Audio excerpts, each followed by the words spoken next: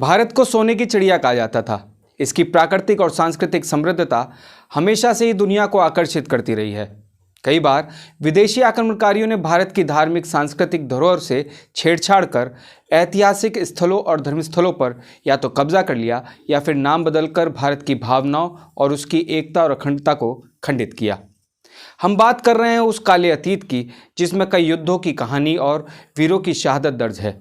लेकिन आज हमें ज़रूरत है भविष्य के भारत के निर्माण की, उस भारत की जहां आम आदमी के मुद्दे देश का विकास पहले मायने रखता है।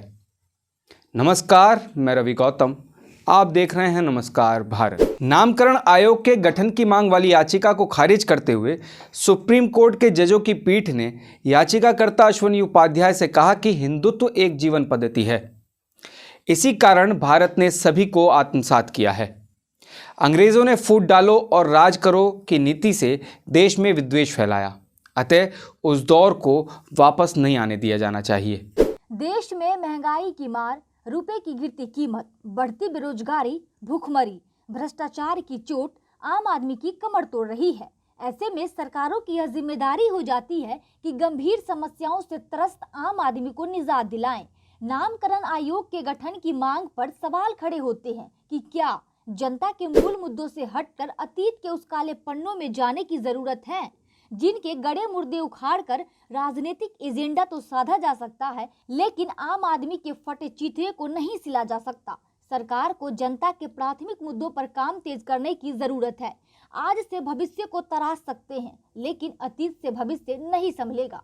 वर्तमान में देश कई चुनौती से जूझ रहा है। आम आदमी के मुद्दे मुंह बाए बेजवाब हुए वैसे के वैसे बने हुए हैं।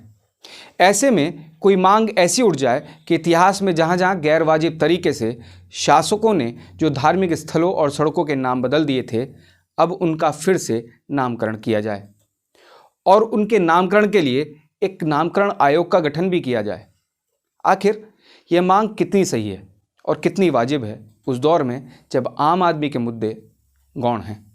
नामकरण आयोग के गठन की मांग वाली याचिका खारिज करते हुए सुप्रीम कोर्ट ने कहा कि यह सत्य है कि हमारे देश पर विदेशी शासकों ने आक्रमण किया और शासन भी किया, लेकिन अतीत को वर्तमान और भविष्य को इतना परेशान नहीं करने दिया जा सकता है कि भारत अतीत का बंदी बनकर रह जाए।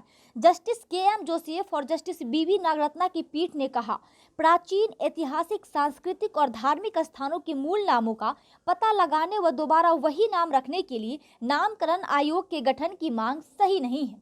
जस्टिस नागरत्ना ने आक्रांताओं को इतिहास का अंग बताते हुए कहा, यह ऐतिहासिक तथ्य है, क्या आप इसे इतिहास से मिटा सकते हैं? हम पर कई बार आक्रमण हुआ है, क्या हमारे पास देश में निपटने के लिए दूसरी चुनौतियां नहीं हैं कि हम अतीत की चीज़ों को लेकर परेशान हैं? उन्होंने कहा, हिंदुत्व में किसी तरह की कट्टरता नहीं है।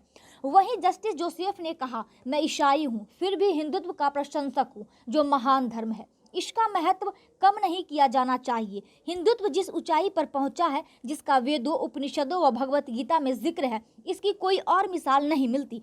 तत्व मीमांसा में इसने नई ऊंचाई छुई है। अपनी इस महानता पर हमें गर्व होना चाहिए। मैं इसका अध्ययन करता हूँ। आपको भी हिंदुत्व की अवधारणा पर डॉक्टर एस राधाकृष्णन की किताब पढ़नी चाहिए।